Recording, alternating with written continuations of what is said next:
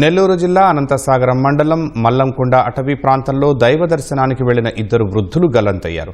అదృశ్యమైన వారు మనుబోలు మండలం రాజుపాలెంకు చెందిన రత్నయ్య నాయుడు, సుబ్బానాయుడుగా పోలీసులు వెల్లడించారు. వారం కిందట మల్లంకొండలో వెలసిన మల్లేశ్వర స్వామి దర్శనానికి వెళ్లారని తెలిపారు. దర్శనానికి వెళ్లిన వారు తిరిగి రాకపోవడంతో వారి కుటుంబ సభ్యులు ఫిర్యాదు చేశారన్నారు. 2 రోజులుగా స్థానికులు, బాధిత కుటుంబ సభ్యులు అడవిలో అదృశ్యమైన వారిని వెతుకుతున్నట్లు చెప్పారు. మా ఆయన కోటపాటి రత్నం నాయుడు, నా భర్త గారు, మా మరిది గారు వచ్చి కోటపాటి సుబ్బానాయుడు. వీళ్ళిద్దరూ ఇంటికి నుంచి బయలుదేరి 7 రోజులైంది. మల్లింకొండకని వెళ్ళారు. ఆడ స్వామిని దర్శనం చేసుకున్నారు అంటే అక్కడ వాళ్ళు చెప్పారు. మేము పోతే దర్శనం చేసుకుని మామిడికాయలు కూడా కొన్ని కొనుక్కున్నారు. అక్కడ పోయి దర్శనం చేసుకొని అన్ని చేసుకొని వచ్చారంటే అక్కడ మేము పోయాము, అడిగాము, విసారించుకున్నాము.